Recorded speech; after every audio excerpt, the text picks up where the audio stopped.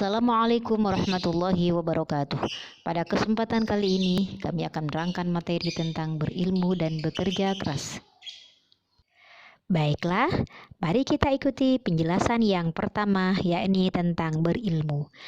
Berilmu adalah sikap atau perilaku yang didasarkan pada ilmu pengetahuan yang dimilikinya. Orang yang berilmu adalah orang yang memiliki ilmu pengetahuan dan mau menggunakan akal sehatnya untuk berpikir. Islam sangat memperhatikan terhadap orang yang berilmu. Bahkan Islam mewajibkan seseorang untuk mencari ilmu. Untuk mendapatkan ilmu ini sebenarnya tidak mudah. Memang harus ada persyaratan yang harus dia lakukan. Salah satunya adalah waktu atau zaman yang lama. Ini ada cerita tentang berkaitan dengan berilmu ini, yaitu seseorang yang bernama Ibnu Hajar al-Asqalani. Dahulu kala Ibnu Hajar al-Asqalani ini mondok atau belajar di sebuah pesantren, di seorang ulama atau kiai. Dia belajar sebagaimana teman-teman yang lain. Hari demi hari dia lalui, tetapi walaupun demikian dia sangat sulit sekali untuk mendapatkan pelajaran. Tetapi ia laluinya dengan sangat sabar. Lama-kelamaan akhirnya dia menjadi putus asa karena dia merasa tidak mendapatkan ilmu, sulit mendapatkan ilmu. Akhirnya dia sowan kepada kiainya, mengutarakan maksudnya untuk berhenti dari mondoknya. Sebenarnya kiainya sangat keberatan terhadap maksud si Ibnu Hajar al-Asqalani ini. Tetapi lama-lama akhirnya sang kiai mengiyakan dan mengizinkannya untuk berhenti dari mondok. Akhirnya dia bermaksud pulang ke rumahnya, tapi di tengah perjalanan akhirnya hujan lebat, kemudian dia berteduh di sebuah gua. Di sebuah gua itulah akhirnya dia melihat ada batu kena tetesan air hujan. Karena kena tetesan air hujan, akhirnya batu tersebut ada bekasnya, membekas. Jadi dia berpikir, ini batu kena tetesan air hujan, lama-lama akhirnya membekas. Apalagi hati saya ketika mendapatkan siraman ilmu, kenapa saya tidak sabar untuk mendapatkan ilmu? Ini pikir Ibnu Hajar al-Asqalani. Akhirnya berkaca kepada batu itu, dia akhirnya kembali lagi kepada sang kiai, bermaksud untuk mondok kembali. Dia utarakan maksudnya kepada kiai dan sowan kembali, ingin mondok lagi dan ingin mendapatkan ilmu. Sang kiai mengiyakannya, mengizinkannya. Akhirnya hari demi hari dia lalui, bulan demi bulan dia lalui, tahun demi tahun dia lalui. Lama kelamaan ilmunya akhirnya ia dapatkan. Dia merasa bahwasanya selama itu ketika mau berhenti berarti dia harus sabar dan harus mencari ilmu dalam waktu yang lebih lama lagi sehingga ilmu itu bisa diperolehnya. Akhirnya sampai saat ini nama Ibnu Hajar al-Asqalani itu dikenal di seluruh dunia. Dan sebenarnya Ibnu Hajar al-Asqalani ini bukan nama aslinya, tapi dia nama panggilan atau nama julukan karena memang dari sebuah batu itulah akhirnya dia terinspirasi untuk mencari ilmu kembali. Nah, dari cerita tersebut kita bisa mengambil kesimpulan bahwasanya di dalam mencari ilmu seseorang tidak boleh putus asa. Jadi harus tekun, harus rajin, dan harus dalam waktu yang lama sehingga ilmu itu diperolehnya.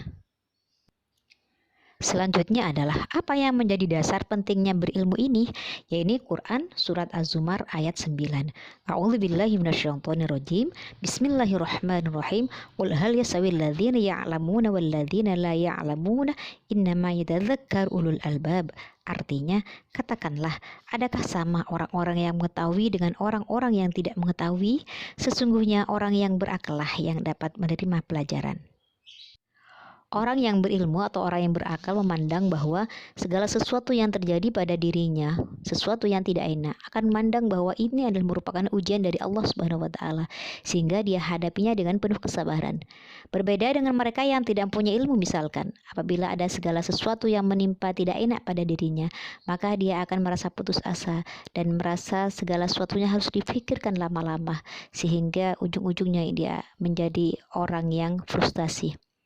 Begitupun juga orang yang dekat dengan dirinya, orang yang dekat dengan orang yang punya ilmu, dia akan merasa aman, merasa damai, merasa tentram, dan kedatangannya sangat dirindukan untuk diharap-harap. Berbeda dengan orang yang tidak mempunyai ilmu, dengan kebodohannya dia bersikap atau bertingkah laku yang boleh jadi menyakitkan seseorang, yang boleh jadi menyinggung hati seseorang, sehingga dekat dengannya adalah merasa tidak nyaman dan tidak enak. Naudzubillah min dzalik. Allah Subhanahu wa taala juga memandang terhadap orang yang berilmu ini adalah derajat yang tinggi baginya. Sebagaimana firman Allah, A'udzubillahi minasyaitonirrajim. Bismillahirrahmanirrahim. Yarfa'illahu alladhina amanu minkum walladhina utul ilma darajat. Al-Mujadalah ayat 11, yang artinya Allah akan meninggikan orang-orang yang beriman di antaramu dan orang-orang yang diberi ilmu, pengetahuan, dan beberapa derajat. Selanjutnya mari kita simak apa nilai positif bagi orang yang berilmu tersebut. Nilai positif bagi orang yang berilmu bagi diri sendiri yang pertama adalah memperoleh kepuasan batin. Ini penting, kenapa? Karena dengan berilmu dia mampu mengatasi persoalan yang dihadapinya. Yang kedua adalah dapat mencapai taraf hidup yang lebih baik dibandingkan dengan orang yang tidak memiliki ilmu. Kenapa? Karena dengan memiliki ilmu dia dapat membuka jendela dunia dan dia dapat melakukan segala sesuatu berdasarkan ilmu. Yang ketiga, dapat melaksanakan ajaran agama secara benar. Iya, dengan dasar ilmu yang dia miliki, maka dia akan melaksanakan ibadah itu sesuai dengan tuntutan ilmunya, jadi tidak sembarangan, sehingga sah dan benar di hadapan Allah. Yang keempat adalah dapat menambah keimanan kepada Allah. Dengan ilmu yang dia miliki, maka dia selalu bersyukur kepada Allah dan insya Allah imannya juga akan meningkat. Yang kelima, yaitu memperoleh pahala di sisi Allah SWT karena mentaati kewajibannya menuntut ilmu. Karena memang mencari ilmu ini adalah merupakan wajib. Thalabul ilmi fardhatun 'ala kulli muslimin wa muslimatin. Yang keenam adalah terangkat derajatnya, sebagaimana yang telah kami jelaskan di awal.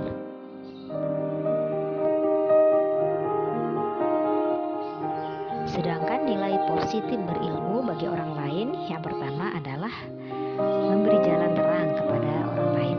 Artinya seseorang yang berilmu ini akan memberikan petunjuk, arahan atau nasihat terhadap orang lain.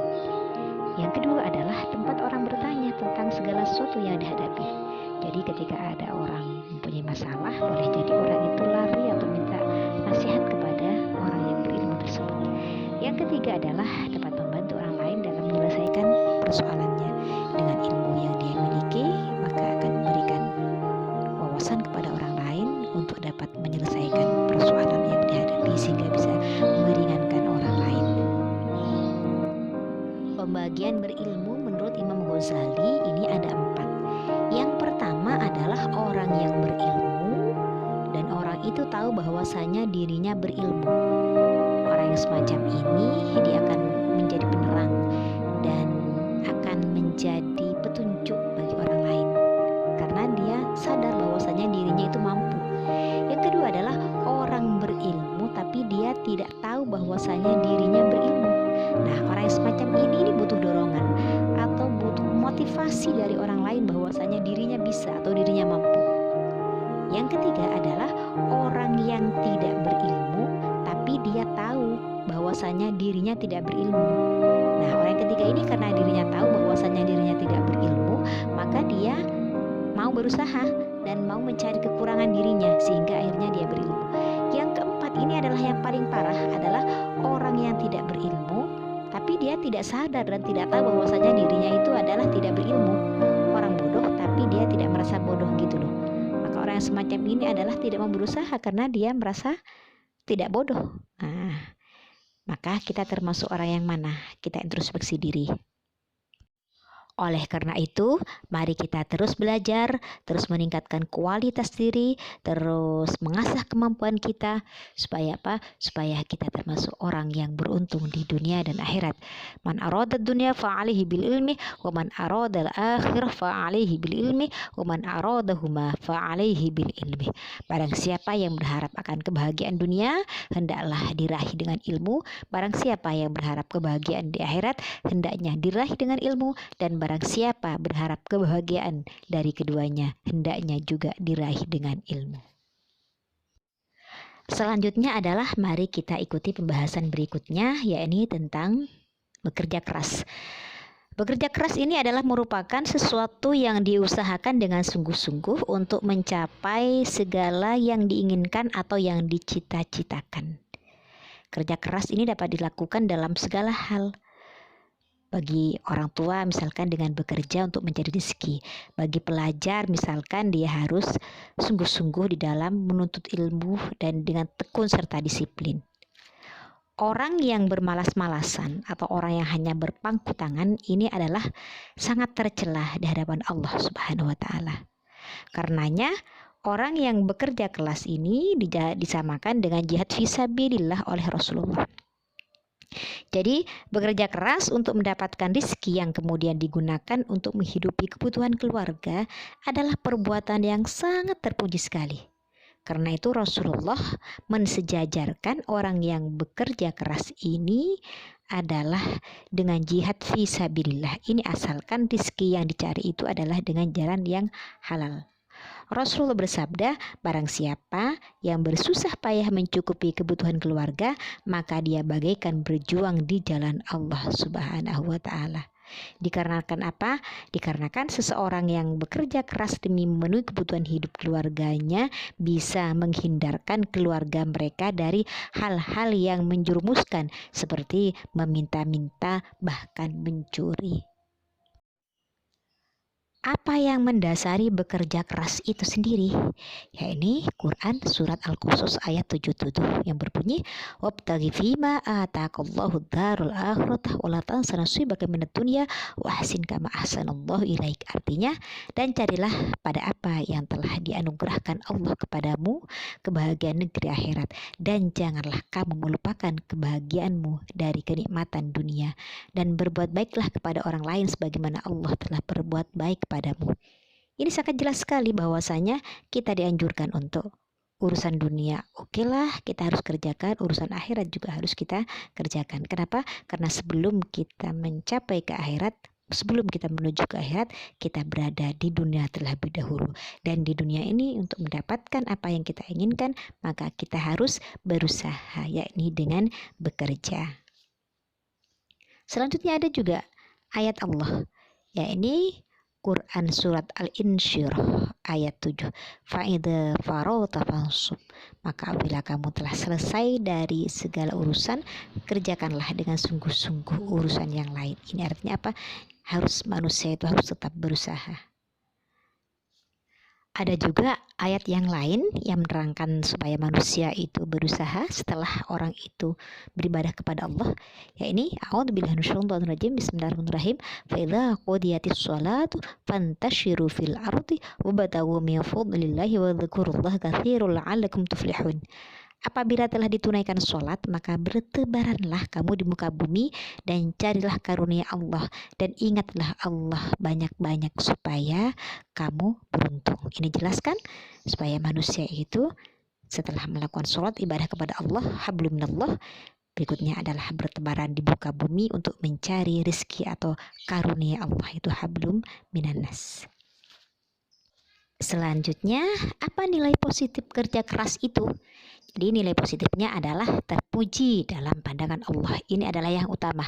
Kenapa? Karena dia telah mengikuti sunnah Rasulnya. Dia tidak berpangku tangan, tetapi dia mau berusaha. Yang kedua, itu terpuji dalam pandangan manusia. Ini bisa dicontohkan apabila mereka itu diberi tugas menyelesaikan persoalan atau menyelesaikan pekerjaan, maka dia dapat menyelesaikannya dengan baik karena dia rajin bekerja. Yang ketiga adalah dapat diharapkan mencapai hasil yang maksimal sehingga lebih bersemangat.